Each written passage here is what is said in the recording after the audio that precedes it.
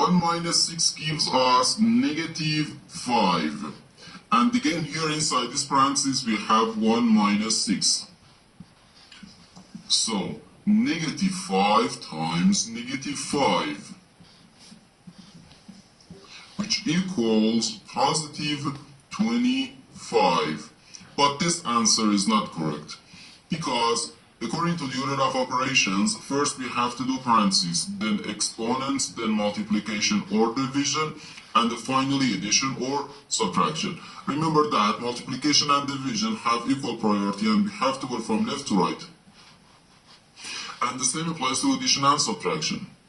In this expression, we have one subtraction, one multiplication, and one parenthesis. Inside this parenthesis, we have one subtraction. Here we have a multiplication because in mathematics, when a number is placed next to parentheses, it means multiplication. And we usually don't write the multiplication sign for brevity. Okay? So, according to the PEMDAS, first we have to do this parenthesis, then this multiplication, and finally this subtraction. If we do this subtraction before this multiplication or this parenthesis, it is wrong.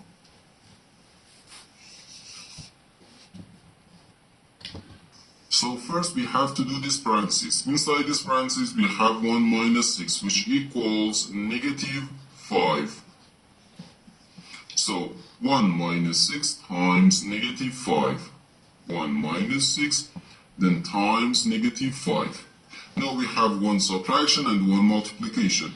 According to the PEMDAS, multiplication has higher priority than subtraction because multiplication comes before subtraction.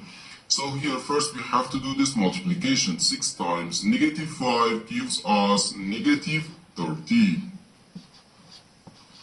So 1 minus negative 30.